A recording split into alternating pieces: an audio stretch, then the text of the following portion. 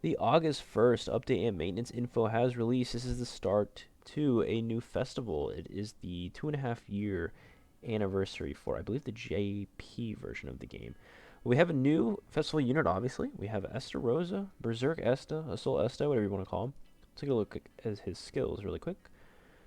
We have skill 1 inflicts Dark Leap on one enemy, and Dark Leap is a 50% increase in damage per darkness on the target. We'll look at that in a second. The second skill is a single target Flood on... It seems like they're putting Flood on a lot of units now. We're starting to see that more and more. So ultimate, the fun part, decrease all enemies' attack for 3 turns, inflicts resonance damage to all enemies. So resonance scales off of every buff, debuff, and stance on the target. So here's the fun part of festival units, right? Rank 1 and 2 does the following that we just mentioned.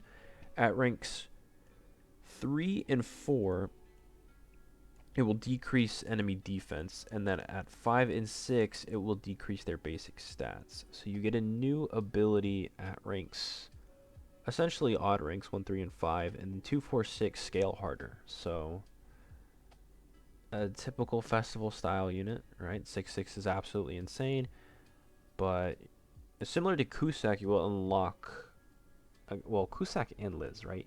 So Cusack, you could get Abyss at 3, 6. And then that was it. And then Liz, her buff was removable up to rank 3, and then rank 6 it lasted 2 turns, I think it was. That's how her ult works. So, some crazy scalings. I imagine at one point every ult level will have its own separate scaling or ability, I should say. Let's take a look at his passive. Applies 1 stack of darkness on an enemy whenever a demon race ally or ally with a commandment deals damage. Darkness increases damage received by 10%, so that's kind of similar to an ignite. When there are 4 or more stacks of darkness, apply encroachment, which decreases their stats by 40% for 1 turn. In addition, for every darkness, increase all allies' basic stats by 5%. So there's a lot of buffing, a lot of increase in essentially stats and then damage dealt. Commandment in name is the triple commandment, but not in game. When a hero uses a skill, remove 1 buff on the hero. So that's pretty good. Buff removal is always something you'd like to see. Buffs are such a strong component to the game. Any kind of buff removal kind of shakes things up. So the next chapter is out, chapter 24. Festarossa obviously has some paid outfits for the time being, and then it will be individual purchase on the 16th.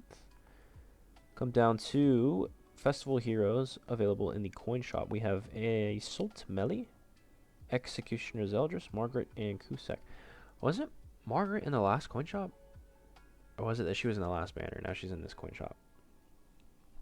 So, regardless, if for those of you that don't know, this is what they're calling the Holy War lineup right here. So you'll see that this is a Holy War festival, which is usually when all the, I guess, demons are out. And then when it's not a Holy War Fez, I guess it's called a Seven Deadly Sins Fez or a Leona's Festival or something like that. I don't know. But the point is they have 2 cycles in which festival units are available in the coin shop for purchase. And I would say that also dictates what filler is on the banner in terms of festival units. But Margaret's been on both. The last festival for Liz and now this festival. I don't know. It's just super weird the way they do that. I don't know. We have a new artifact set, 70S 2.5th Annie Celebration. Demon allies increase their damage dealt to other races by N% and decrease damage taken by X. That's pretty crazy. So demons now have their own artifact set. We have new holy relics out for Fighter Dean, Ragnarok Dean, Matrona, and now the first demon relic, which we all knew would come for Festival Zeldris. So Fighter Dean, a unused character, but if she crits, she heals, which I don't think any of them really crit. But I wouldn't know. No one uses Fighter Dean, right? For Ragnarok, in PvP, Ragnarok allies and the hero's damage taken from skills during the enemy turn will not exceed 50% of max HP. So something like a lolly passive. Increased attack related by 1% for every 6% of HP remaining. Okay, so that's not bad.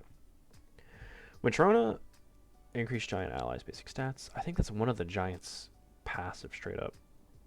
And then Zeldris increases debuffed enemies' attack related stats by 10%.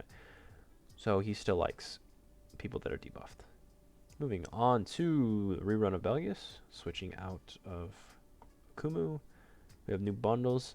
Obviously, you can buy tickets for SF if you're looking to whale out. Make sure you max out the dollar shop for all the summons, because everybody's gonna want to 6-6 him, right? Because he's only good at 6-6, right? 100%. We got some new bundles available for purchase. All-in-one Limit Break Plus bundle. This looks like a $40 bundle because there's 33 pendants. I think this is like the $23 one. This is probably like 7, maybe 7. These might be cheap actually down here. Except the stone one might be $23. Oh, this is actually the 300 gem one. That's not going to be cheap. I like the pendant bundles because we need pendants, right? There's a pendant shortage, especially with UR pendants. There's still not. This seems to be like a readily available thing. We have an ongoing bundle added for Skull and Hot Tea. So this bundle is super bad, obviously. It's better when they introduce the next beast and then they drop the 50 gems, but even then it's like you just farm the beast, which, I mean, this is obviously the hardest beast to farm right now and it's very annoying to do, so people are probably just going to buy these packs anyways. We have some system updates. Improve the skip function in Brawl. It's always on by default. Yes, that should have been forever ago. Hawk Pass mission clears will now display a sign. Okay. Artifact related improvements. You can see 5 in a row instead of 4. That's crazy. UI improvements. Cool. Cool. Artifact cards. Enhancements went up to 99. That's nice. And there is a register all button. That's also nice. Very cool. Improved the speed of costume enhancements. Nice. Improved knighthood boss battle ranking. Nice. This is all fine and dandy. Improved friendly match. Not sure who does friendlies, except I guess if you're testing Guild Wars stuff. Oh, I like this a lot actually. Oh, added awakening levels to the equipment, so you can see the stars on your icon. You don't have to click to figure out what kind you have, and then they also show up in your equipment section when you are gearing a unit. That's super nice, and you can just use it right here. You don't have to back out. Remember what you need, back out, go to your item storage, use the ticket, and then go back in. It was a hassle, so they got rid of all that. Skull and Hottie are immune to reflection damage. Dang, was somebody abusing reflect? Was that a thing for them? That's crazy. Resonance, new effects. Yep, we talked about that. Covert action. Additional damage for each darkness. Is that what they're calling it? That's such a complicated name. Anyways, new events. We got a login event. This is a lot of gems. How many gems is this? We got 30, 60, 90, 120, 150, 180, 180 gems. And then some pendants and some coins. That's nice. Got a bunch of smaller events here. Hawk Streamlands back. Wishbox event. That looks new. Deathmatch Cooperation. I see Lamech, but this is probably something new. Blessing of the Demon. Solgar's Reward. Diamond Perks. Power Up event. Special mission. So you do get a free Esta summon. Or a free Esta multi. And they're actually giving out a UR pendant. This is, I think, the first UR pendant as any kind of reward. So that's cool. It's only one though. So you can't 100 a unit. But you can certainly 95 them. Let's see. Blessing of the Demon. What does this do?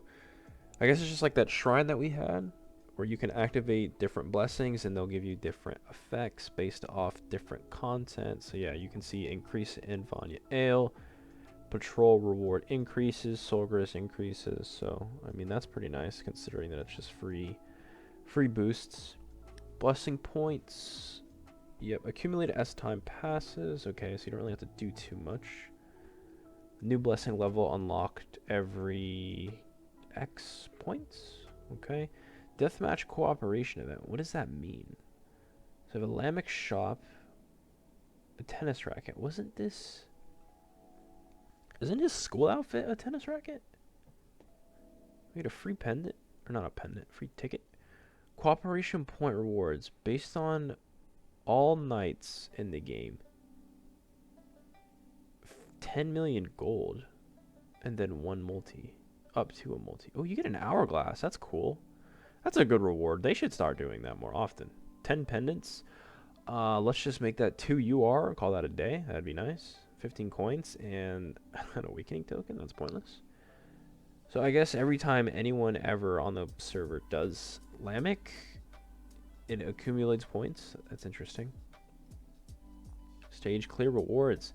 How to pick up the material. Wish key. This looks interesting. What is this for? Clear Lamech 3 times daily. Right. So, list of wish items. Okay. I see some holy relic material. And then standard rewards. How does this work? To draw, use a wish key. Through the Deathmatch Cooperation event, register 1 wish item for each tier. Okay, so these are separate tiers. Select the item that you want, and then what, RNG that you draw out of the box. Kind of like the artifact wish system. That's pretty cool. But what are the rates for each tier, right? Receive a random reward from a list, which includes the wish item, right? Acquire the wish item to unlock the next year's draw. Is there a cap on these keys? Doesn't mention one. That's interesting. So you can get these as often. I imagine you can only get all of this stuff once as well. So I don't know. That seems pretty interesting, I guess. What else do we have? Hawk's Dreamland. Random SSR Mela outfit.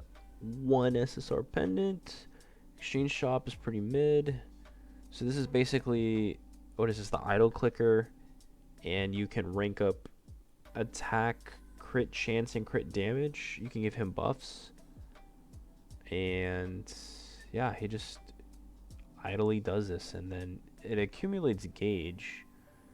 Yep, you use this material to rank him up. There was a chart last year, or the year before, when this event first came out. There's like an optimal pathing on leveling that stuff up to get this done as soon as possible. So I think it's on Reddit if you want to look into that. It's out there somewhere. Soul Grizz reward dungeon, cool. Cosmetic drops, cool. King's exchange event. This should just be permanent, but it's back out, so that's cool. I like that they add the cubes. This was here last time, but the cube exchange is really good since that's like the most comic material that drops from the beasts. And then I think this needs to add Belmoth cores and demon original OG demon fires. That should be included here. And then this, they should get rid of this. Like, oh, they need to rethink that. This is goated. This is goated because once you 90 your R units, right, you don't need R pendants anymore. So just super spam these. That's decent, I guess. And then these just go back and forth. I hate this. This is dumb. I don't think anyone actually does this exchange at all. Diamond perks. Spend 900 diamonds. Doesn't necessarily have to be 900 diamonds in summons. It can be 900 diamonds in the coin shop. Or not coin shop. Cosmetic shop. And then you'll get some free rewards.